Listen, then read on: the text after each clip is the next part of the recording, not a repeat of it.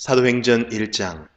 데오빌로 각하, 제가 먼저 쓴 책에서 저는 예수님께서 하신 일과 가르치신 말씀을 비롯하여 예수님께서 선택하신 사도들에게 성령의 힘으로 교훈을 내리신 후에 하늘로 올라가신 날까지 예수님과 관련된 내용을 다 기록했습니다.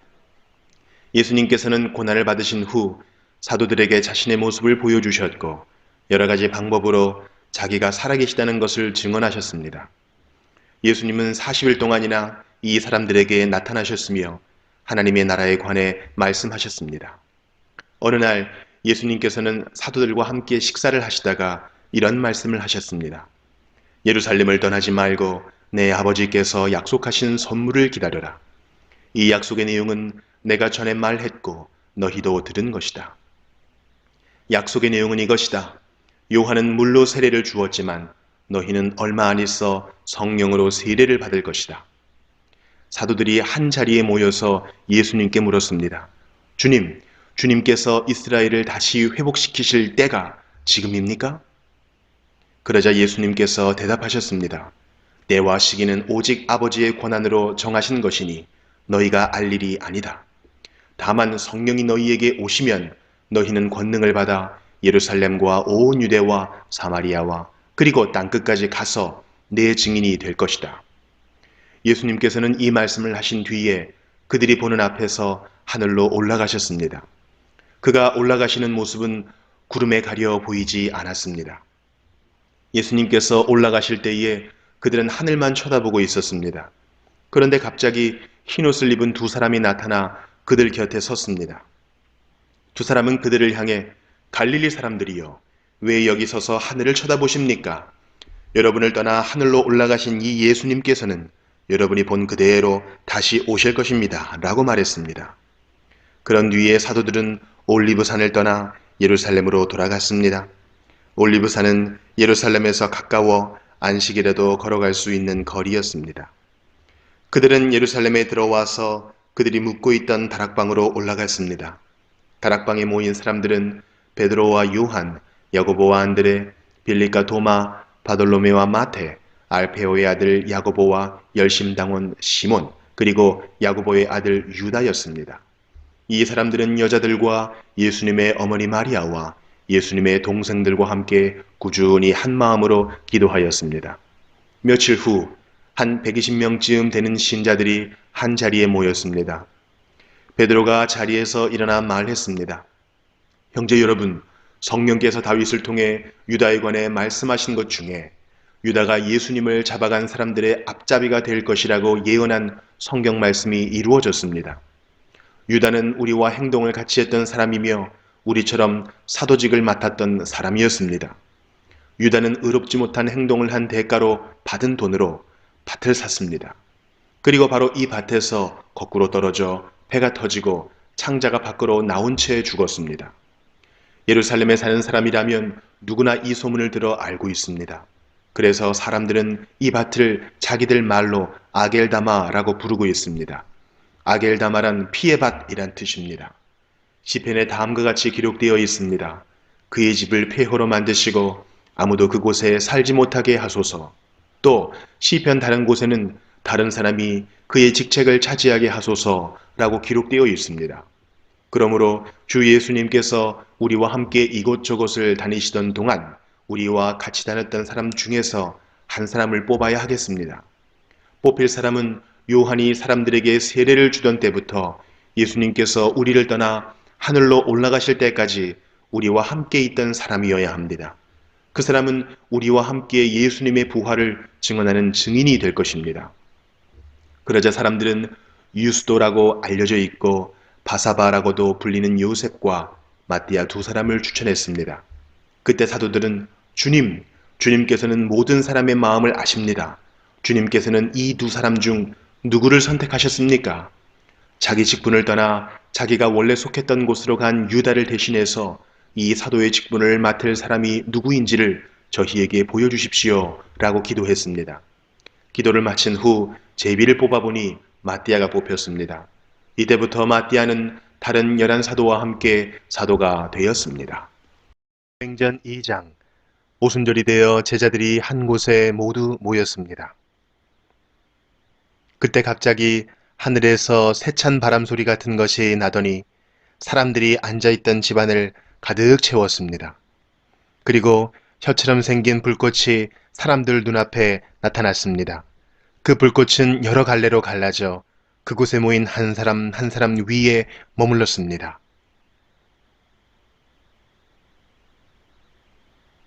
사람들은 다 성령으로 충만해졌습니다. 그리고는 성령께서 말하게 하시는 대로 자기들의 언어와 다른 외국어로 말하기 시작했습니다. 예루살렘에는 세계 각 나라에서 온 경건한 유대인들이 머물고 있었습니다. 이 말소리가 나자 많은 군중들이 모여들었습니다. 그들은 믿는 사람들이 자기네 나라 말로 말하는 것을 듣고는 모두 놀랐습니다. 군중들은 너무나 놀라 이상히 여기며 말했습니다. 보시오, 말을 하는 이 사람들은 모두 갈릴리 사람들이 아닙니까? 그런데 우리가 이 사람들이 저마다 우리가 사는 지방 말을 하는 것을 듣게 되니 이것이 도대체 어찌된 일입니까? 우리는 바데와 메데와 엘람과 메소포타미아와 유대와 갑바도기아와 본도와 아시아와 부르기아와 밤빌리아와 이집트와 구레네에서 가까운 리비아 여러 지방과 로마와 날 때부터 유대인인 사람과 유대교로 개종한 사람과 크레타와 아라비아에서 온 사람들인데 우리는 이 사람들이 하나님께서 행하신 크신 일을 우리 말로 말하는 것을 듣고 있습니다. 사람들은 모두 놀라 어리둥절했습니다. 다만 서로 얼굴을 쳐다보며 이게 도대체 어떻게 된 일이지요? 라고 말할 뿐이었습니다. 그러나 사람들 중에는 저 사람들이 술을 너무 많이 마셨다 하며 놀려대는 사람도 있었습니다. 베드로가 11명의 사도와 함께 일어서서 군중을 향해 큰 소리로 말했습니다. 유대 사람들, 그리고 예루살렘에 사는 모든 주민 여러분, 이 일을 여러분께 설명해 드리겠습니다. 내가 하는 말에 귀를 기울여 주십시오. 지금은 아침 7시밖에 되지 않았으니 이 사람들은 여러분이 생각하는 것처럼 술에 취한 것이 아닙니다. 오늘 일어난 일은 바로 요엘 예언자가 예언했던 대로 이루어진 것입니다. 하나님께서 이렇게 말씀하셨습니다. 마지막 날에 내가 내 영을 모든 사람에게 부어주겠다. 너희의 아들과 딸들은 예언할 것이요. 너희의 젊은이들은 환상을 볼 것이요. 너희의 늙은이들은 꿈을 꿀 것이다. 그날에 내 남자 종들과 여자 종들에게까지 내 영을 부어주겠다. 그러면 그들은 예언할 것이다. 내가 위로 하늘에서는 기이한 일을, 아래로 땅 위에서는 표적을 보여줄 것이다. 비와 불과 짙은 연기가 일 것이다. 해가 어두워지고 달이 핏빛으로 변할 것이다. 이 일이 일어난 후에 크고 영광스런 주님의 날이 올 것이다. 그러나 누구든지 주님의 이름을 부르는 사람은 구원을 얻을 것이다. 이스라엘 백성 여러분, 이 말을 명심해서 들으십시오. 나사렛 사람 예수님은 하나님과 같은 권위를 지니신 분이셨습니다. 하나님께서 예수님을 통해 일으키신 기적과 기이한 일과 표적으로 이 사실을 여러분에게 분명히 보여주셨습니다. 그 모든 일은 여러분 가운데서 일어났으므로 여러분 모두가 잘 아실 것입니다. 이 예수님은 여러분에게 넘겨졌고 여러분은 악한 사람들의 손을 빌어 예수님을 십자가에 못 박아 죽였습니다. 이 모든 일을 하나님께서는 이전부터 알고 계셨을 뿐만 아니라 여러분이 행한 일도 하나님께서 오래전에 세워놓으신 계획대로 된 것이었습니다. 하나님께서는 예수님을 다시 살리셨습니다. 죽음의 고통에서 그분을 풀어놓으셨습니다. 그것은 죽음이 예수님을 계속 붙잡아 둘 수 없었기 때문입니다. 다윗이 예수님을 가리켜 말한 것이 있습니다. 나는 내 앞에 계신 주님을 항상 뵙습니다. 주님께서 내 오른편에 계심으로 내겐 흔들림이 없습니다. 그러므로 내 마음은 기쁨으로 내 혀는 즐거움으로 가득 차 있습니다. 내 몸도 소망 속에 살 것입니다. 주님께서는 나를 무덤에 내버려 두지 않으시며 주님의 거룩한 분을 썩지 않게 하실 것입니다. 주님께서는 내게 생명의 길을 알려주셨습니다. 주님께서는 나와 함께 계시면서 내게 기쁨을 가득 채우실 것입니다. 형제 여러분, 나는 우리 조상 다윗에 대하여 여러분에게 자신있게 말씀드릴 수 있습니다. 다윗은 죽어 땅에 묻혔으며 그의 무덤은 오늘날까지 우리 가운데 남아 있습니다. 하나님께서는 다윗에게 그의 자손 가운데 한 사람을 택하여 다윗의 보좌에 앉게 하실 것이라고 맹세하셨습니다. 다윗은 예언자여서 하나님께서 맹세로 약속하신 이 내용이 무엇을 가리키는지 잘 알고 있었습니다. 다윗은 이 내용을 미리 알고서 그리스도의 부활에 대해 이렇게 말했습니다. 그분은 무덤에 계속 머물러 있지 않았고 그분의 몸은 썩지 않았다. 이 말씀대로 하나님께서는 예수님을 다시 살리셨습니다. 우리 모두가 이 일의 증인입니다. 하나님께서 예수님을 높은 곳에 올려 하나님 오른편에 앉히자 예수님은 하나님 아버지께서 약속하신 성령을 받아 지금 여러분이 보고 들은 것처럼 우리에게 부어주셨습니다. 다윗은 하늘로 올라가 본 적은 없었지만 이렇게 말했습니다. 하나님께서 내 주님께 말씀하시기를 내 오른편에 앉아 있어라. 내가 네 원수들을 네 발 아래에 둘 때까지. 그러므로 모든 이스라엘 백성이 분명히 알아야 할 것이 있습니다. 여러분이 십자가에 못 박은 이 예수님을 하나님께서는 주와 그리스도가 되게 하셨다는 사실입니다. 사람들은 이 말을 듣고 마음이 찔렸습니다. 그래서 베드로와 다른 사도들에게 우리가 어떻게 하면 좋겠습니까? 라고 물었습니다. 베드로는 이렇게 대답했습니다. 회개하고 여러분은 각각 예수 그리스도의 이름으로 세례를 받으십시오. 그러면 여러분의 죄는 용서받을 것이며 성령을 선물로 받게 될 것입니다. 이것은 여러분과 여러분의 자녀뿐만 아니라 먼 곳에 떨어져 사는 사람들, 즉 주 우리 하나님께서 부르시는 사람들에게 주시는 약속입니다. 베드로는 이 밖에도 다른 여러 말로 그들에게 호소하고 이 악한 세대에서 구원을 받으라고 권하였습니다. 베드로의 설교를 받아들인 사람들은 세례를 받았습니다. 그날 믿은 사람의 수는 3,000명이나 되었습니다. 사람들은 사도들의 가르침을 받으며 서로 교제하고 빵을 나누어 먹고 기도하는 일에 힘썼습니다. 사도들을 통해 많은 기적과 표적이 나타났습니다. 그러자 모든 사람들에게 두려운 마음이 생겼습니다. 믿는 사람들은 다 함께 모여 모든 물건을 공동으로 사용하며 살아갔습니다. 그들은 재산과 모든 소유를 팔아서 필요한 사람들에게 나누어 주었습니다. 그들은 날마다 한 마음으로 성전뜰에 모였습니다. 그리고 집집마다 돌아가며 함께 모여 기쁘고 순수한 마음으로 식사를 같이 하였습니다. 그들은 하나님을 찬양하였으며 모든 사람에게서 칭찬을 받았습니다. 주님께서는 구원받는 사람을 날마다 늘어나게 하셨습니다. 사도행전 3장. 어느 날 오후 3시 기도하는 시간이 되어 베드로와 요한이 성전으로 올라가고 있었습니다. 성전 문에는 태어날 때부터 걷지 못하는 사람이 앉아 있었습니다. 사람들이 그 사람을 날마다 메고 와서 아름다운 문이라 부르는 성전 문에 앉혀놓고 성전에 들어가는 사람들에게 구걸을 하게 하였습니다. 베드로와 요한이 막 성전으로 들어가려는 것을 보고 걷지 못하는 사람은 그들에게 구걸을 하였습니다. 베드로는 요한과 함께 그 사람을 눈여겨본 후에 우리를 보시오 라고 말했습니다. 그 걷지 못하는 사람은 무언가 얻을 것을 기대하면서 두 사람을 쳐다보았습니다. 그러나 베드로는 이런 말을 하였습니다. 은과 금은 내게 없으나 내게 있는 것을 당신에게 주겠소. 나사렛 예수 그리스도의 이름으로 일어나 걸으시오. 이 말을 하면서 베드로는 그 사람의 오른손을 잡아 일으켜 세웠습니다. 그러자 그 사람의 다리와 발목에 힘이 생겼습니다. 그 걷지 못하던 사람이 벌떡 일어나 걷기 시작하였습니다. 그는 두 사람과 함께 성전으로 들어가 걷기도 하고 껑충껑충 뛰기도 하면서 하나님을 찬양하였습니다.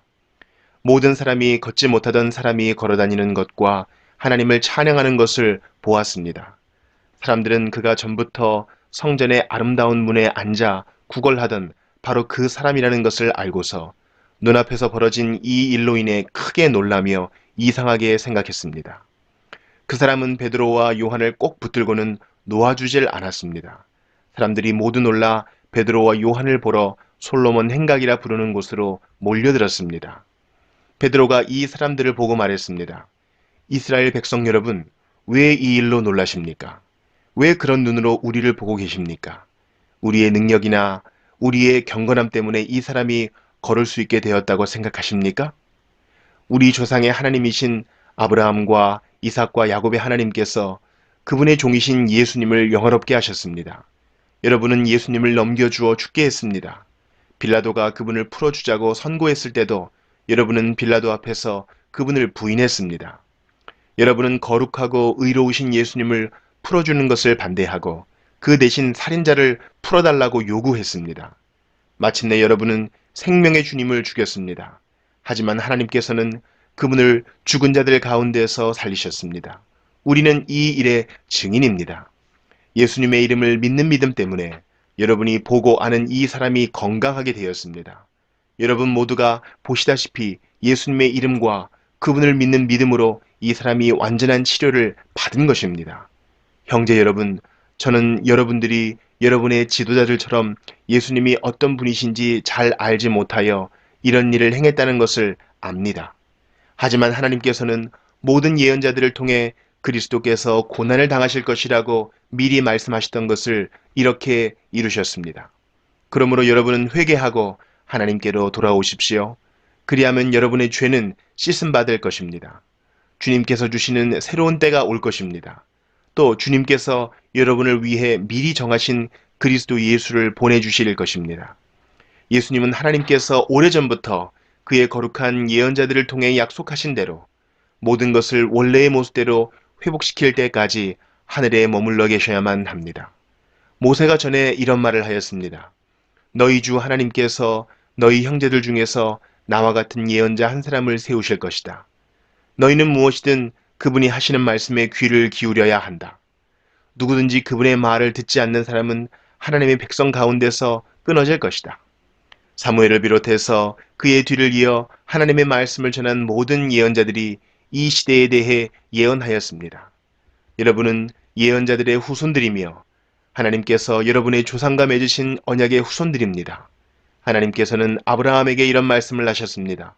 네 자손으로 말미암아 땅에 있는 모든 민족이 복을 받을 것이다. 하나님께서 하나님의 종을 세우셔서 여러분 한 사람 한 사람을 악한 길에서 돌이키게 하시고 복을 주시려고 그분을 먼저 여러분에게 보내셨습니다. 사도행전 4장. 베드로와 요한이 백성들에게 말하고 있을 때 제사장들과 성전을 경비하던 사람들과 사두개파 사람들이 몰려왔습니다. 그들은 두 사도가 백성들에게 죽은 자 가운데서 부활하신 예수님을 가르치고 그들에게 설교하는 것 때문에 마음이 편치 않았습니다. 유대의 지도자들은 베드로와 요한을 붙잡았습니다. 그러나 날이 어두워졌기 때문에 두 사람을 다음 날까지 감옥에 가두었습니다. 그러나 베드로와 요한의 설교를 들은 사람 중에서 많은 사람들이 믿음을 갖게 되었는데 그 수가 5,000명 정도나 되었습니다. 이튿날 유대 통치자들과 장로들과 율법사들이 예루살렘에 모였습니다. 대제사장 안나스를 비롯하여 가야바, 요한, 알렉산더, 그리고 대제사장 가문에 속한 사람들이 다 모였습니다. 그들은 베드로와 요한을 앞에 세워놓고 도대체 너희가 무슨 능력으로 또 누구의 이름으로 이런 일을 하느냐 라며 신문하기 시작하였습니다.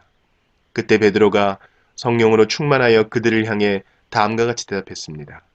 백성의 통치자와 장로님들, 여러분이 묻고자 하는 것이 오늘 우리가 태어날 때부터 걷지 못하는 사람에게 행한 선한 일에 관한 것입니까? 그 사람이 어떻게 해서 낫게 되었는지를 묻는 것입니까? 그렇다면 여러분들과 모든 이스라엘 백성은 이것을 아셔야 합니다. 이 사람이 나은 것은 나사렛 예수 그리스도의 능력으로 말미암은 것이라는 사실입니다. 여러분들은 십자가에 못 박았지만 하나님께서 다시 살리신 나사렛 예수 그리스도의 이름으로 이 사람이 완전히 나음을 얻어 여러분 앞에 서 있습니다. 이 예수님은 건축자들이 버린 돌이지만 집 모퉁이의 머릿돌이 되셨습니다. 예수님 외에는 다른 어떤 이에게서도 구원을 받을 수 없습니다. 하나님께서는 온 세상에 우리가 구원받을 만한 다른 이름을 주신 적이 없습니다. 공의회의 의원들은 베드로와 요한이 교육을 받지 못한 평범한 사람인 줄 알고 있었는데 이렇게 담대하게 말하는 것을 보고 놀랐습니다. 그제서야 비로소 그들은 베드로와 요한이 예수님과 함께 있던 사람이라는 것을 알게 되었습니다. 그들은 태어날 때부터 걷지 못하던 사람이었다가 지금은 나은 사람이 베드로와 요한 곁에 서 있는 것을 보고는 더 이상 아무것도 물을 수가 없었습니다. 그래서 그들은 베드로와 요한에게 공의회에서 나가 있으라고 한 뒤에 서로 의논하였습니다. 이 사람들을 어떻게 하면 좋겠소? 예루살렘에 사는 사람이라면 누구나 이들이 큰 표적을 행한 것을 알고 있어. 그리고 우리도 그것을 부인할 수 없어. 하지만 이 일이 사람들 사이에 더 이상 퍼지지 않게 하기 위해서라도 앞으로는 예수님 이름으로 아무에게도 말하지 말라고 그들에게 경고해 두는 것이 좋을 듯하오. 그래서 그들은 베드로와 요한을 다시 불러 절대로 예수님의 이름으로 말하지도 말고 가르치지도 말라고 경고했습니다. 그러나 베드로와 요한은 이렇게 대답했습니다. 우리가 하나님의 말씀을 듣는 것과 여러분의 말을 듣는 것 중에 하나님께서 보시기에 어느 것이 더 옳은 일인지 한번 판단해 보십시오. 우리는 우리가 보고 들은 것을 말하지 않을 수가 없습니다. 조금 전에 일어난 일을 본 사람들이 하나님을 찬양하고 있었기 때문에 유대 통치자들은 두 사람을 어떻게 처벌해야 할지 결정할 수가 없었습니다. 그래서 그들은 몇 마디 경고만 더 하고 사도들을 놓아 주었습니다. 이 기적으로 병이 나은 사람은 40살이 넘은 사람이었습니다. 베드로와 요한은 유대 통치자들에게서 풀려나자 동료들에게로 가서 대제사장과 장로들이 자기들에게 한 말을 그대로 전해 주었습니다. 동료들은 그 말을 듣고 소리를 높여 한 마음으로 하나님께 기도했습니다. 하늘과 땅과 바다와 그 가운데 있는 모든 것을 창조하신 전능하신 주님, 주님께서는 주님의 종인 우리 조상 다윗의 입을 빌려 성령으로 이렇게 말씀하셨습니다. 어찌하여 민족들이 화를 내며 어찌하여 백성이 헛된 계획을 세우는가? 세상의 왕들이 일어나며 통치자들이 주님과 그분의 그리스도를 대항하기 위해 한자리에 모였다. 실제로 헤롯 안티파스와 본디오 빌라도가 이방인들과 이스라엘 백성과 합심하여 주님의 거룩한 종이며 주님께서 기름 부어 그리스도를 세우신 예수님에 대해 음모를 꾸미기 위해 이곳 예루살렘에 모였습니다. 이전에 주님께서 주님의 능력과 뜻대로 계획하신 일을 이 사람들이 그대로 행하였습니다. 주님, 이제 그들이 우리를 위협하고 있는 것을 굽어 살피소서. 또 주님의 종들이 주님의 말씀을 담대하게 말할 수 있도록 용기를 주소서. 주님의 손을 펼쳐 병을 낫게 해주시며 주님의 거룩한 종 예수님의 이름으로 표적과 기적을 행하소서. 제자들이 기도를 마치자 그들이 모여 있는 곳이 흔들렸습니다. 제자들은 모두 성령으로 충만해져서 하나님의 말씀을 담대하게 전하였습니다. 믿는 사람들의 무리가 다 한 마음과 한 정신으로 자기 것을 자기 것이라고 말하는 사람이 한 사람도 없이 자기가 가지고 있는 모든 것을 서로 나누어 썼습니다. 사도들은 계속해서 큰 능력으로 주 예수님의 부활을 증언하였습니다. 하나님께서는 모든 사람들에게 더 많은 은혜를 베푸셨습니다. 그들 중에 부족한 것이 있는 사람은 한 사람도 없었습니다. 때로는 밭이나 집이 있는 사람이 밭이나 집을 팔아 판 돈을 사도들에게 가져와 사도들의 발 앞에 놓았습니다. 그러면 사도들은 그 돈을 필요한 사람들에게 각각 나누어 주었습니다. 믿는 사람 중에 요셉이라는 사람이 있었습니다. 사도들은 그 사람을 바나바라고 불렀습니다. 바나바란 이름의 뜻은 격려하는 사람입니다. 바나바는 키프로스에서 태어난 레위지파 사람입니다. 요셉이 자기의 밭을 팔아 그 돈을 사도들의 발 앞에 갖다 놓았습니다. 사도행전 5장. 아나니아라는 사람과 그의 아내 삽비라도 자기들의 땅 일부분을 팔았습니다. 아나니아는 땅을 판 돈에서 얼마를 떼어 몰래 숨겨놓고 나머지만 사도들의 발 앞에 갖다 놓았습니다. 그의 아내도 이런 내막을 다 알고 있었습니다. 그때 베드로가 말했습니다. 아나니아여, 어찌하여 사탄이 그대의 마음에 가득하여 성령을 속이고 땅을 팔아 받은 돈 가운데 얼마를 떼어 놓았소? 그 땅은 팔기 전에도 그대의 것이었고 판 뒤에도 그 돈을 그대 마음대로 할 수 있었소. 그런데 어찌하여 성령을 속일 마음을 먹었소? 그대는 사람을 속인 것이 아니라 하나님을 속인 것이요. 아나니아는 이 말을 듣자마자 쓰러져 죽었습니다. 이 소식을 들은 모든 사람들은 몹시 두려워했습니다. 젊은이 몇 사람이 들어와 그의 시체를 싸서 밖으로 메고 나가 묻었습니다. 3시간쯤 지나서 아나니아의 아내 삽비라가 들어왔습니다. 삽비라는 방금 전에 무슨 일이 일어났는지 전혀 몰랐습니다. 베드로가 삽비라에게 물어보았습니다. 그대와 그대의 남편 아나니아가 땅을 팔아서 받은 돈이 이것뿐이요? 삽비라는 예, 그것뿐입니다. 라고 대답했습니다. 베드로가 다시 말했습니다. 어찌하여 그대와 그대의 남편은 서로 짜고 주님의 성령을 시험할 수 있단 말이요. 보시오, 그대의 남편을 장사 지내고 온 사람들이 문 앞에 있으니 그들이 그대를 메고 나갈 것이요. 그 말이 끝나자마자 삽비라는 베드로 앞에 쓰러져서 죽었습니다. 그 순간 젊은이들이 들어와 삽비라가 죽은 것을 보고 그녀를 밖으로 메고 나가 남편 곁에 묻었습니다. 온 교회와 이 일을 들은 모든 사람들이 큰 두려움에 사로잡혔습니다. 사도들은 백성들 사이에서 많은 표적과 기적을 행했습니다. 믿는 사람들이 솔로몬 행각에 자주 모였습니다. 그들은 백성들에게서 칭찬을 받았습니다. 하지만 사람들은 감히 믿는 사람들의 모임에 끼어들지 못했습니다. 이런 중에도 주님을 믿는 사람들은 점점 더 많아졌습니다. 그리하여 남자나 여자나 믿는 사람의 수가 크게 늘어났습니다. 그러자 사람들은 베드로가 지나갈 때면 병자를 길에 데리고 나와 침대나 자리에 눕혀놓고 베드로의 그림자라도 그들에게 덮이기를 바랐습니다. 예루살렘 주변의 여러 마을에서도 사람들이 몰려들었습니다. 그들은 병자와 악한 귀신에게 시달리는 사람들을 데려왔으며 그들은 모두 고침을 받았습니다. 대제사장과 사두개파에 속한 그의 모든 동료들은 사도들을 향한 시기심이 가득하였습니다. 그들은 사도들을 붙잡아 감옥에 가두었습니다. 그러나 밤중에 주님의 천사가 감옥문을 열고 사도들을 밖으로 데리고 나가며 말했습니다. 너희는 가서 성전에 서서 이 생명의 말씀을 백성들에게 다 전하여라. 사도들은 이 말을 듣고 아침 일찍 성전으로 가서 가르치기 시작하였습니다. 대제사장과 그의 동료들이 도착하여 이스라엘의 모든 장로로 구성된 공의회를 소집하고 감옥으로 사람을 보내어 사도들을 데려오게 했습니다. 관리들이 감옥에 가 보았으나 사도들은 보이지 않았습니다. 그들은 돌아와서 그 사실을 알렸습니다. 우리가 가서 보니 감옥문이 굳게 잠겨 있었고 간수들은 문을 지키고 서 있었습니다.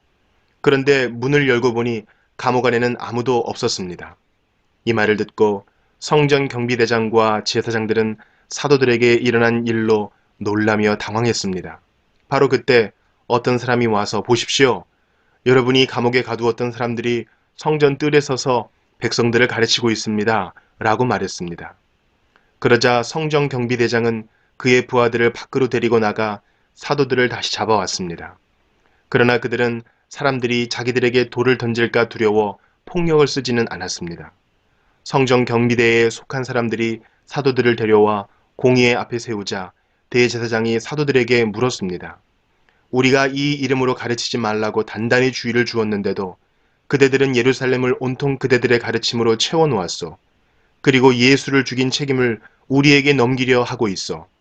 그러자 베드로와 다른 사도들이 대답했습니다.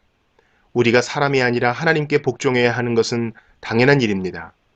여러분이 나무에 매달아 죽인 예수님을 우리 조상의 하나님께서 다시 살리셨습니다.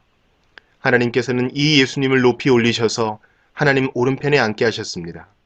하나님께서는 예수님을 우리의 지도자와 구세주로 삼으셔서 이스라엘에게 회개를 통해 죄 사함을 받게 하셨습니다. 우리는 이 일의 증인입니다. 또한 하나님께서 자기에게 복종하는 사람에게 주신 성령 역시 그렇습니다. 공의회 의원들은 이 말을 듣고 몹시 화를 내며 사도들을 죽이려 했습니다.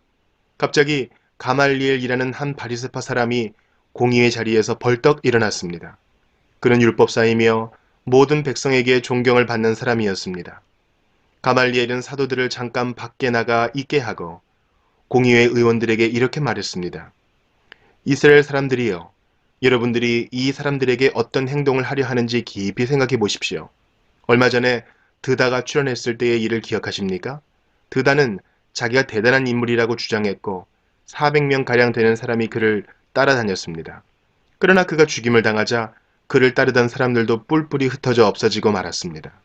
그가 벌인 운동도 흐지부지 되어 버렸습니다. 이런 일이 있은 후에는 인구조사를 할 때 갈릴리의 유다라는 사람이 나타나 백성들을 이끌고 다녔습니다. 그러나 그가 죽임을 당하자 그를 따르던 사람들 역시 다 흩어지고 말았습니다. 그러므로 이번 일에 관하여 내가 충고하고 싶은 것은 이 사람들에게서 손을 떼고 그대로 내버려 두라는 것입니다. 왜냐하면 그들의 이러한 계획이나 행동이 사람에게서 온 것이라면 실패할 것이지만 만에 하나 그것이 하나님께로부터 온 것이라면 여러분은 이 사람들이 하는 일을 막을 수 없는 것은 물론이고 잘못하면 하나님과 맞서 싸우는 것이 되기 때문입니다. 사람들은 가말리엘의 충고에 설득되었습니다. 그들은 사도들을 다시 공의회 안으로 불러들여서 매질을 한 후에 다시는 예수의 이름으로 말하지 말라고 엄하게 명하고 놓아 주었습니다. 사도들은 예수님 때문에 모욕당하는 것을 영광이라고 생각하여 오히려 기뻐하면서 공의회를 나왔습니다. 그들은 날마다 성전뜰에서 그리고 집집마다 다니며 예수님이 바로 그리스도라는 복음의 내용을 쉬지 않고 가르치고 전했습니다. 사도행전 6장. 날이 갈수록 제자들의 수는 늘어만 갔습니다. 그 무렵에 그리스어를 사용하는 유대인들이 히브리어를 사용하는 유대인들에게 불평을 들어놓았습니다. 그것은 히브리어를 사용하는 본토 유대인들이 매일 음식을 나누어 줄 때 그리스어를 사용하는 유대인 과부들에게는 관심을 쏟지 않아 그들이 배급을 제대로 받지 못했기 때문입니다. 그래서 12사도가 제자들을 모두 불러서 말했습니다. 음식을 나누어 주는 일 때문에 우리가 하나님의 말씀을 가르치는 일을 소홀히 하는 것은 옳지 않습니다. 그러니 형제 여러분, 여러분들 중에서 성령과 지혜가 충만하다고 인정받은 사람 7명을 뽑으십시오. 그 사람들에게 이 일을 맡기고 우리는 기도하는 일과 하나님의 말씀을 가르치는 일에 온 힘을 기울이겠습니다. 모든 사람이 이 말을 좋다고 생각해서 믿음이 좋고 성령이 충만한 스데반을 비롯하여 빌립과 브로고로와 니가노르와 디몬과 바메나와 유대인으로 개종한 안디옥 사람 니골라를 뽑았습니다. 사람들이 이들을 사도들 앞으로 데려오자 사도들이 그 사람들 머리에 손을 얹고 기도했습니다. 그 후 하나님의 말씀은 계속 퍼져나가서 예루살렘에서 제자의 수가 많이 늘었습니다. 뿐만 아니라 유대인 제사장들 중에서도 믿음을 가지게 된 사람들이 많이 생겨났습니다. 스데반은 하나님의 은혜와 능력이 가득한 사람이었습니다. 그는 백성들 사이에서 기적과 표적을 행하였습니다. 그러나 구레네와 알렉산드리아와 길리기아와 아시아 출신의 유대인들로 구성된 이른바 자유인의 회당 출신 사람들 중에 스데반을 반대하는 사람들이 있었습니다. 이들은 합세하여 스데반과 논쟁을 하였습니다. 하지만 스데반이 말하는 지혜나 성령을 당해낼 사람은 아무도 없었습니다. 그래서 그들은 돈을 주고 사람들을 사서 스데반이 모세와 하나님을 모독하는 소리를 우리가 들었습니다라고 거짓말을 하게 만들었습니다. 그들은 이런 식으로 백성과 장로들과 율법사들을 화나게 만들고는 스데반을 붙잡아 공의회로 끌고 갔습니다. 그들은 사람들을 시켜 이렇게 거짓 증언을 하게 했습니다. 이 사람은 항상 이 거룩한 곳인 성전과 율법에 대해 험담을 하였습니다. 우리는 이 사람이 나사렛 예수가 이곳을 헐어버릴 것이고 또 모세가 우리에게 전해준 여러 관습들을 뜯어고칠 것이라고 말하는 것을 들었습니다. 공의회에 모인 사람들 모두가 스데반을 쳐다보았습니다. 그의 얼굴은 마치 천사의 얼굴과 같았습니다. 사도행전 7장. 대제사장이 스데반에게 당신이 정말 이런 식으로 말했소? 라고 물었습니다. 스데반이 대답했습니다. 형제 여러분, 그리고 어르신들, 내 말을 들어보십시오. 우리의 조상 아브라함이 하란에서 살기 전 아직 메소포타미아에 있을 때에 영광의 하나님께서 그에게 나타나셨습니다. 하나님께서는 아브라함에게 네 고향과 친척을 떠나 내가 네게 보여줄 땅으로 가거라 하고 말씀하셨습니다. 그래서 아브라함은 갈대아 땅을 떠나 하란으로 가서 살았습니다. 아브라함의 아버지가 죽은 후에 하나님께서는 아브라함을 지금 여러분이 살고 있는 이 땅으로 보내셨습니다. 하지만 하나님께서는 아브라함에게 이곳에서 손바닥만한 땅도 유산으로 물려주지 않고 아브라함과 그의 자손에게 장차 이 땅을 주시겠다는 약속만 하셨습니다. 그때는 아브라함에게 아직 자식이 없었습니다. 하나님께서는 아브라함에게 이렇게 말씀하셨습니다. 네 자손이 남의 땅에서 나그네로 지낼 것이다. 그곳 백성이 400년 동안 네 자손을 종으로 삼을 것이며 네 자손을 학대할 것이다. 그러나 네 자손을 종으로 삼는 그 백성을 내가 심판하겠다. 하나님께서는 계속해서 그렇게 말씀하셨습니다. 그 후에 네 자손이 그 땅에서 나와 이곳에서 나를 섬길 것이다. 그리고 하나님께서는 아브라함에게 언약의 표시로 할례를 받게 하셨습니다. 아브라함은 아들 이삭을 낳고 8일째 되는 날에 그에게 할례를 베풀었습니다. 이삭도 자기 아들 야곱에게 할례를 베풀었고 야곱도 자기 아들들 곧 우리의 조상이 되시는 12족장들에게 할례를 베풀었습니다. 12족장들은 요셉을 시기하여 그를 이집트의 종으로 팔아버렸습니다. 그러나 하나님께서는 요셉과 함께 계셨습니다. 요셉은 그곳에서 많은 어려움을 당했으나 하나님께서 그때마다 구해해 주셨습니다. 또 하나님께서 요셉에게 지혜를 주셔서 이집트 왕 파라오에게 사랑을 받게 하셨습니다. 이집트 왕은 요셉을 총리로 삼아 이집트와 왕궁을 다스리게 했습니다. 그때의 온 이집트와 가나안 땅에 큰 가뭄이 들어 사람들이 몹시 고통을 당했습니다. 우리 조상들도 먹을 것이 없었습니다. 그러다가 야곱이 이집트에 곡식이 있다는 말을 듣고 처음으로 우리의 족장들을 이집트로 보냈습니다. 그들이 두 번째로 이집트에 갔을 때에 요셉이 형제들에게 자기의 정체를 밝혔습니다. 이집트 왕 파라오도 요셉의 가족에 대해 알게 되었습니다. 이 일이 일어난 후 요셉은 형들을 보내어 자기 아버지 야곱과 식구 75명 전부 이집트로 모셔오게 했습니다. 그리하여 야곱은 이집트로 내려갔고 야곱과 우리 족장들은 거기서 살다가 죽었습니다. 그 뒤에 그들의 시체는 세겜으로 옮겨져서 한 무덤에 묻혔습니다. 그 무덤은 아브라함이 돈을 주고 세겜에 사는 하몰의 자손에게서 산 무덤입니다. 하나님께서 아브라함에게 하신 약속이 이루어질 때가 가까워졌을 때에 이집트에 살고 있는 우리 민족의 수는 크게 늘어났습니다. 그러다가 요셉을 알지 못하는 새 왕이 이집트를 다스리기 시작했습니다. 이 왕은 교묘하게 우리 백성을 속였고 우리 조상들을 학대하여 갓난 아기들을 내다버려 죽이라고 명령을 내렸습니다. 이 시기에 모세가 태어났습니다. 모세는 평범한 아기가 아니었습니다. 모세의 부모는 그를 3달 동안 집에서 숨겨 길렀습니다. 그러나 더 이상 숨길 수가 없어서 모세를 밖에 내다버리자 파라오의 딸이 모세를 데려다가 자기의 아들로 삼아 길렀습니다. 모세는 이집트 사람들의 모든 지혜를 배워 말에나 행동에서 뛰어난 능력을 나타냈습니다. 모세가 40세가 되었을 때 그는 자기 동족인 이스라엘 백성을 돌보아야겠다는 마음이 들었습니다. 모세는 어떤 이스라엘 사람이 이집트 사람에게 억울한 일을 당하는 것을 보았습니다. 그는 이스라엘 사람을 보호하려고 이집트 사람을 때려 죽여 원수를 갚아주었습니다. 모세는 자기 동족들이 하나님께서 자기를 사용하여 그들을 구원해 주신다는 것을 깨달을 것이라고 생각했습니다. 하지만 그들은 깨닫지 못했습니다. 이튿날 모세는 이스라엘 사람 2명이 서로 싸우는 것을 보고 그들을 화해시키려고 이렇게 말했습니다. 여러분, 당신들은 같은 동포인데 어찌하여 서로를 해치려고 합니까? 그러자 동료에게 해를 입히던 사람이 모세를 떠밀며 말했습니다. 누가 당신을 우리의 지도자와 재판관으로 세웠소? 어제 이집트 사람을 죽인 것처럼 오늘은 나를 죽일 참이요?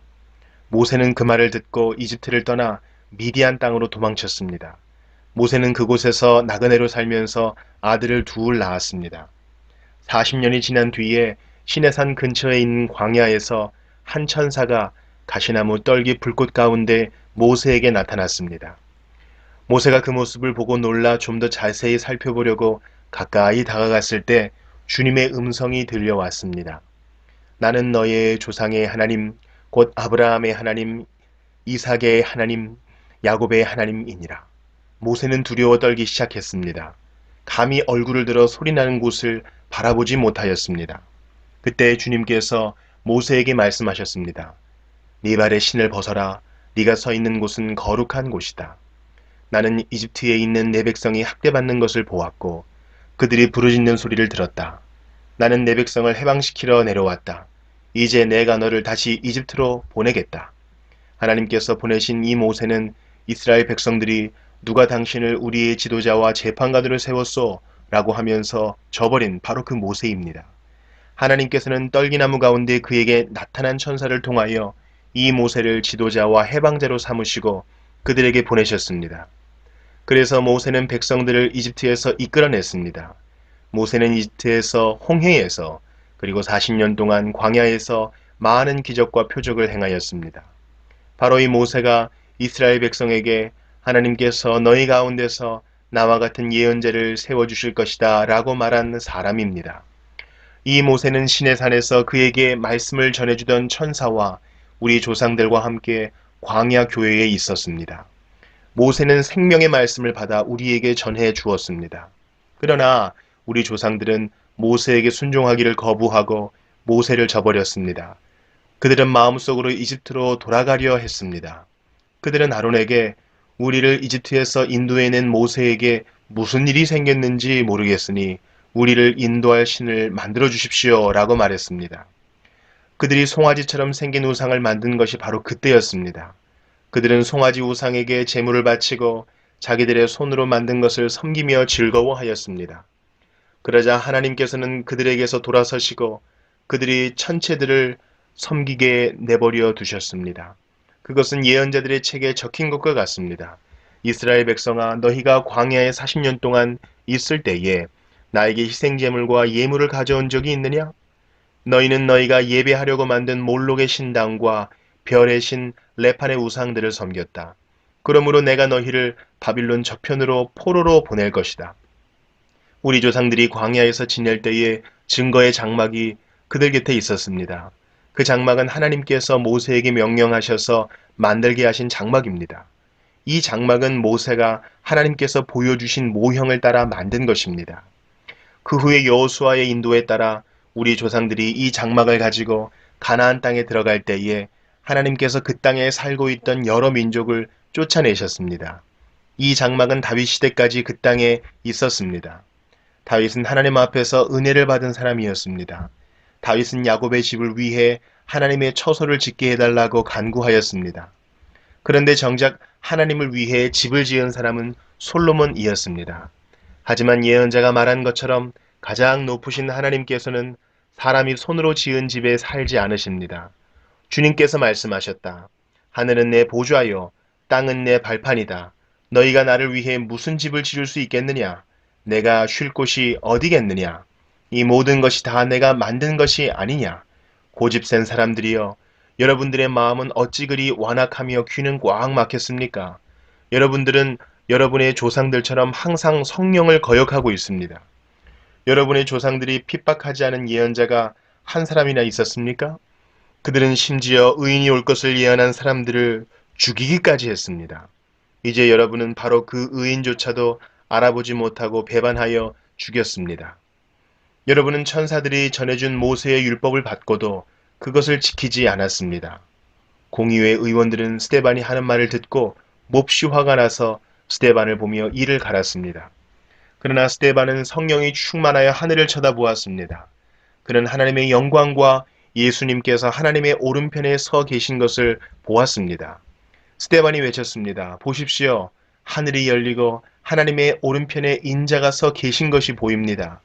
그러나 사람들은 귀를 막고 큰 소리를 지르며 모두가 스데반에게 달려들었습니다. 그들은 스데반을 성 밖으로 끌고 나가서 그를 향하여 돌을 던졌습니다. 증인들은 자기들의 옷을 벗어 사울이라는 젊은이의 발 앞에 놓았습니다. 사람들이 스데반을 돌로 칠 때 스데반은 주 예수님, 내 영혼을 받아주십시오 라고 기도했습니다. 스데반은 무릎을 꿇고 큰 소리로 주님, 이 죄를 이 사람들에게 돌리지 마십시오 라고 외쳤습니다. 이 말을 하고 스데반은 잠들었습니다. 사도행전 8장. 사울은 스데반이 죽임당한 것이 마땅하다고 생각했습니다. 그날의 예루살렘 교회에 큰 박해가 시작되었습니다. 사도들을 빼고는 모든 믿는 사람들이 유대와 사마리아 지방으로 흩어졌습니다. 경건한 사람들이 스데반을 묻어주고 그를 생각하며 통곡하였습니다. 한편 사울은 교회를 없애버리려고 집집마다 찾아다니면서 남자든 여자든 닥치는 대로 끌어내어 감옥에 넣었습니다. 흩어진 사람들은 어디를 가든지 하나님의 말씀을 전했습니다. 빌립은 사마리아 성으로 가서 그곳 사람들에게 그리스도를 전파했습니다. 사마리아 사람들은 빌립이 하는 말을 듣고 그가 행하는 기적을 보자 한 마음으로 빌립의 말을 귀담아 들었습니다. 이는 그가 악한 귀신에 사로잡힌 사람들에게서 그 귀신들을 쫓아냈기 때문입니다. 귀신들은 큰 소리를 지르며 몸에서 빠져나갔습니다. 빌립은 중풍에 걸린 사람과 다리 저는 사람들도 많이 고쳐 주었습니다. 사마리아 성에는 큰 기쁨이 넘쳤습니다. 사마리아 성에 시몬이라는 사람이 있었습니다. 빌립이 사마리아에 오기 전만 해도 시몬은 성에서 마술을 하면서 사람들을 놀라게 하기도 하고 스스로 위대한 인물이라고 하면서 잘난 체하던 사람이었습니다. 낮은 사람에서부터 높은 사람에 이르기까지 모두 이 사람이야말로 큰 능력으로 알려진 하나님의 능력을 받은 사람이다 라고 소리를 지르곤 했습니다. 시몬은 백성의 관심을 한몸에 받던 사람이었습니다. 시몬이 오랫동안 마술로 사람들을 놀라게 했기 때문에 사람들이 그를 따랐습니다. 그러나 빌립이 그들에게 하나님의 나라와 예수 그리스도의 이름에 관한 복음을 전하자 남자 여자 할 것 없이 다 빌립의 말을 믿고 세례를 받았습니다. 시몬도 믿고 세례를 받았습니다. 그는 빌립을 따라다니며 빌립이 일으키는 표적과 큰 능력을 보고 놀랐습니다. 사마리아 사람들이 하나님의 말씀을 듣게 되었다는 소식을 듣고 예루살렘에 남아있던 사도들은 베드로와 요한을 그들에게 보냈습니다. 사마리아에 도착한 베드로와 요한은 사마리아 사람들이 성령을 받게 해달라고 기도했습니다. 이는 그들이 주 예수님의 이름으로 세례만 받았을 뿐 아직 그들에게 성령이 내려오시지는 않았기 때문입니다. 두 사도가 그들에게 손을 얹자 사마리아 사람들이 성령을 받았습니다. 시몬은 사도들이 손을 얹자 성령이 내려오시는 것을 보고 사도들에게 돈을 주면서 이런 권능을 내게도 주셔서 내가 손을 얹는 사람도 성령을 받을 수 있게 해주십시오 라고 말했습니다. 베드로가 그에게 대답했습니다. 그대가 하나님의 선물을 돈으로 살 수 있다고 생각했으니 그대는 돈과 함께 망할 것이요. 그대의 마음이 하나님 앞에서 바르지 못하니 그대는 이 일을 우리와 함께 할 수 없어. 그대는 이 악한 생각을 회개하고 주님께 기도하시오. 그러면 그대 마음속에 품고 있는 이런 생각을 주님께서 용서해 주실지도 모르오. 내가 보니 그대는 악한 뜻을 품고 있으며 죄에 사로잡혀 있어. 그러자 시몬이 대답했습니다. 두 분이 하신 말씀이 제게 일어나지 않도록 저를 위해 기도해 주십시오. 베드로와 요한은 주님의 말씀을 증언하고 전한 뒤에 예루살렘으로 돌아갔습니다. 그들은 돌아가는 길에도 사마리아의 여러 마을에 들러 복음을 전했습니다. 주님의 천사가 빌립에게 말했습니다. 일어나 예루살렘에서 가사로 내려가는 남쪽 길로 가거라. 그 길은 광야길이다. 빌립이 일어나 가다가 길에서 에티오피아 사람 하나를 만났습니다. 그는 에티오피아의 여왕 간다기의 높은 관리로서 여왕의 재정을 맡은 사람이었는데 넷이었습니다. 그는 예루살렘에 예배드리러 왔다가 본국으로 돌아가는 길이었습니다. 그는 마차에 앉아서 예언자 이사야의 글을 읽고 있었습니다. 성령이 빌립에게 저 마차로 가까이 가거라 하고 말씀하셨습니다. 빌립이 달려가서 그 사람이 예언자 이사야의 글을 읽는 것을 듣고 지금 읽고 있는 것을 이해하십니까? 라고 물었습니다. 그는 가르쳐주는 사람이 없는데 제가 어떻게 이해할 수 있겠습니까? 라고 대답했습니다. 그는 빌립에게 마차에 올라와 자기 곁에 앉으라고 부탁했습니다. 그가 읽던 성경 구절은 이것이었습니다.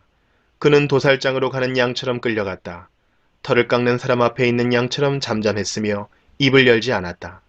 그는 모욕을 당하고 바른 재판을 받지 못했으니 누가 감히 그의 후손에 대해 말할 수 있단 말인가. 이 땅 위에서 그의 삶은 끝났다. 에티오피아 내시가 빌립에게 물었습니다. 이 말은 누구를 두고 한 말입니까? 예언자 자신을 두고 한 말입니까? 아니면 다른 사람을 두고 한 말입니까? 빌립이 입을 열어 이 성경 구절로부터 시작해서 그 사람에게 예수님에 관한 복음을 전했습니다. 그들이 길을 가다가 물이 있는 곳에 이르자 내시가 말했습니다. 보십시오. 여기 물이 있습니다. 제가 세례를 받는데 장애될 만한 것이 있습니까? 내시는 마차를 세우게 했습니다. 빌립은 내시와 함께 물로 내려가 그에게 세례를 베풀었습니다. 그들이 물에서 올라오니 주의 영이 순식간에 빌립을 어디론가 데려가셨습니다. 내시는 빌립을 다시 보지 못했습니다. 하지만 그는 기쁨에 차서 가던 길을 계속 갔습니다. 빌립은 아소도라는 성에 나타나 거기에서부터 가이사랴에 이르기까지 온 마을을 다니면서 복음을 전했습니다. 사도행전 9장. 사울은 여전히 주님의 제자들을 죽이겠다는 생각으로 그들을 위협하고 있었습니다. 그는 대제사장에게 가서 다마스커스의 여러 회당에 보내는 편지를 써달라고 했습니다. 남자든 여자든 그 도를 따르는 사람이 있으면 닥치는 대로 붙잡아서 예루살렘으로 끌고 오려는 것이 그의 생각이었습니다. 사울이 길을 떠나 다마스커스 가까이에 이르렀을 때였습니다. 갑자기 하늘로부터 밝은 빛이 사울을 둘러 비췄습니다. 사울은 땅에 엎드렸습니다. 그때 사울아 사울아 네가 왜 나를 박해하느냐 하는 소리가 뚜렷이 들렸습니다. 사울은 주님은 누구십니까? 라고 물었습니다. 나는 네가 박해하는 예수다. 일어나 성으로 들어가거라. 네가 해야 할 일을 일러줄 사람이 있을 것이다. 라는 목소리가 들렸습니다. 사울과 함께 길을 가던 사람들은 무슨 소리가 나는 것 같은데 아무것도 보이지 않으므로 깜짝 놀라 말도 못하고 가만히 서 있었습니다. 사울은 땅에서 일어나 눈을 떴으나 아무것도 볼 수 없었습니다. 그래서 사울과 함께 있던 사람들이 그의 손을 잡고 다마스커스로 데려갔습니다. 사울은 3일 동안 앞을 보지 못했으며 먹지도 마시지도 않았습니다. 다마스커스에 아나니아라는 어떤 제자가 살고 있었습니다. 주님께서 환상 중에 아나니아야 하고 부르셨습니다. 아나니아는 주님 제가 여기 있습니다 라고 대답했습니다. 주님께서 아나니아에게 말씀하셨습니다. 일어나 곧은 길이라고 하는 거리로 가거라. 그리고 유다의 집에서 사울이라는 다소 사람을 찾아라. 그가 지금 거기서 기도하고 있다. 그가 환상 속에서 아나리아라는 사람이 찾아와 자신에게 손을 얹어 시력을 회복시켜 주는 것을 보았다. 아나니아가 대답했습니다. 주님, 제가 많은 사람들에게서 그 사람에 관한 소문을 들었는데 그가 예루살렘에 있는 주님의 성도들에게 많은 해를 입혔다고 합니다. 그리고 그 사람은 대제사장들에게서 주님의 이름을 믿는 모든 사람들을 잡아갈 수 있는 권한을 받아가지고 이곳에 왔다고 합니다. 그러나 주님께서 아나니아에게 말씀하셨습니다. 가거라. 그는 이방 사람들과 여러 왕들과 이스라엘 백성 앞에서 나의 이름을 전하도록 선택된 나의 도구이다. 그가 내 이름을 위해 얼마나 많은 고난을 당해야 할지를 내가 그에게 보여주겠다. 아나니아는 그곳을 떠나 사울이 있는 집으로 가서 사울에게 손을 얹고 말했습니다. 사울 형제여, 그대가 이리로 오는 길에 나타나셨던 주 예수님께서 나를 보내셨습니다. 예수님께서 나를 보내신 것은 그대의 시력을 다시 회복하고 성령으로 충만하게 하려는 것입니다. 그러자 곧 사울의 눈에서 비늘 같은 것이 떨어져 나가고 사울은 다시 보게 되었습니다. 사울은 일어나 세례를 받았습니다. 그는 음식을 먹고 기운을 되찾았습니다.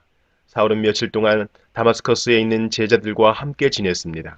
그는 곧바로 회당에서 예수님은 하나님의 아들이다 라고 선포하기 시작했습니다.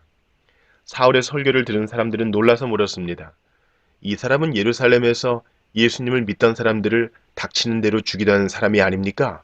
그가 이곳에 온 것도 제자들을 붙잡아서 대제사장들에게 넘겨주려는 것이 아니었습니까? 그러나 사울은 더욱 힘을 얻어 예수님이 그리스도인 것을 증명하므로 다마스커스에 사는 유대인들은 당황스러워했습니다. 여러 날이 지난 뒤 유대인들은 사울을 죽이기로 모의하였습니다. 그러나 사울은 그들의 계획을 알게 되었습니다. 그들은 사울을 죽이려고 밤낮으로 성문을 철저히 지켰습니다. 어느 날 밤 사울의 제자들이 광주리에 사울을 담아 성벽에 난 구멍을 통해 그를 성 밖으로 달아내렸습니다. 사울은 예루살렘으로 가서 그곳의 제자들과 어울리려 했으나 그들은 사울이 제자가 되었다는 사실을 믿지 못하고 모두 사울을 두려워했습니다. 하지만 바나바는 사울을 데리고 사도들에게로 갔습니다. 바나바는 사도들에게 사울이 길에서 주님을 본 것과 주님께서 사울에게 하신 말씀과 사울이 다마스커스에서 담대하게 예수님의 이름을 전한 일을 이야기해 주었습니다. 이렇게 해서 사울은 제자들과 함께 지내게 되었습니다. 그는 예루살렘을 자유롭게 다니면서 주 예수님의 이름을 담대하게 전했습니다. 사울은 그리스 말을 하는 유대인들과 이야기도 하고 논쟁을 벌이기도 하였으나 그들은 사울을 죽이려고 했습니다. 형제들이 이 사실을 알고 사울을 가이사랴로 데려갔다가 다시 다소로 보냈습니다. 그러는 동안 유대와 갈릴리와 사마리아에 있는 교회들이 평화를 되찾았으며 터전을 든든하게 잡았습니다. 교회는 주님을 두려워하며 성령의 위로를 받아 믿는 사람들의 수가 점점 늘어났습니다. 베드로가 여러 지방을 두루다니다가 루따에 사는 성도들에게까지 가게 되었습니다. 거기서 베드로는 애니야라는 사람을 만났습니다. 애니야는 중풍에 걸려 8년 동안 일어나지 못하고 누워 지내던 사람이었습니다. 베드로가 그에게 애니야여, 예수 그리스도께서 그대를 고쳐주실 거요. 일어나 자리를 정돈하십시오. 라고 말했습니다. 그러자 애니야가 곧 자리에서 일어났습니다. 루따와 사론에 사는 모든 사람들이 그를 보고 주님께로 돌아왔습니다. 요바에 다비다라는 여제자가 있었습니다. 그 이름은 그리스어로 하면 도르가인데 그 뜻은 사슴입니다. 다비다는 언제나 착한 일을 하고 가난한 사람들을 돕는 일에 힘썼습니다. 베드로가 룻다에 머물고 있는 동안 다비다가 병이 들어 죽고 말았습니다. 사람들은 다비다의 시신을 씻어 다락방에 두었습니다. 룻다는 요바에서 가까운 곳에 있습니다. 요바에 사는 제자들이 베드로가 룻다에 있다는 말을 듣고 두 사람을 베드로에게 보내어 속히 와달라고 부탁을 했습니다. 베드로가 일어나 그들과 함께 요바로 갔습니다. 베드로가 그곳에 이르자 사람들이 그를 다락방으로 안내했습니다. 과부들은 베드로의 곁에 서서 울며 도르가가 살아있을 때 만든 여러 옷가지들을 베드로에게 보여주었습니다. 베드로는 사람들을 모두 내보낸 뒤에 무릎을 꿇고 기도했습니다. 그리고 나서 시신을 향해 몸을 돌려 다비다여 일어나시오 라고 말했습니다. 그러자 다비다가 눈을 떠서 베드로를 보더니 일어나 앉았습니다. 베드로가 손을 내밀어 다비다를 일으키고 성도들과 과부들을 불러서 다비다가 살아난 것을 보여주었습니다. 이 소식이 요파 전체에 알려지자 많은 사람이 주님을 믿었습니다. 베드로는 요바에 있는 여러 날 동안 가죽 제품을 만드는 시몬의 집에서 묵었습니다.